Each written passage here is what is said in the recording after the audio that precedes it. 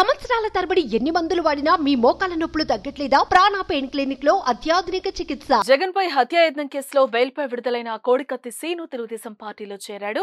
కోనసీమ జిల్లాలోని తానేలంకకు చెందిన జనిపల్లి శ్రీనివాస్ అలియాస్ కోడికత్తి scene TDP తీర్థం పుచ్చుకున్నాడు.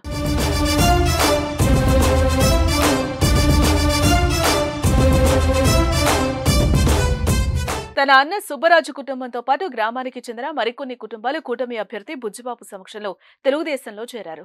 వారందరికీ బుజ్జిబాబు కండువా కప్పి పార్టీలోకి సాదరంగా ఆహ్వానించారు. ఈ సందర్భంగా కోడికత్తి సీను మాట్లాడుతూ, జగన్మోహన్ రెడ్డి అంటే నాకెంతో అభిమానం. ఆయన ముఖ్యమంత్రి కావాలని నేను చేసిన ప్రయత్నం ఫలించినా నా జీవితం మాత్రం 5 ఏళ్లు కటకటాల వెనక మగ్గిపోయింది.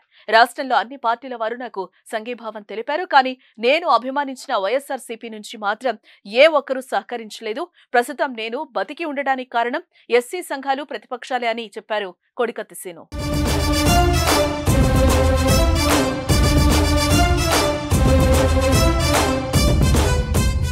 సుమన్ టీవీలో మీ పర్సనల్ అండ్ బిజినెస్ ప్రమోషన్స్ కోసం కింది నెంబర్కి కాంటాక్ట్ చేయండి.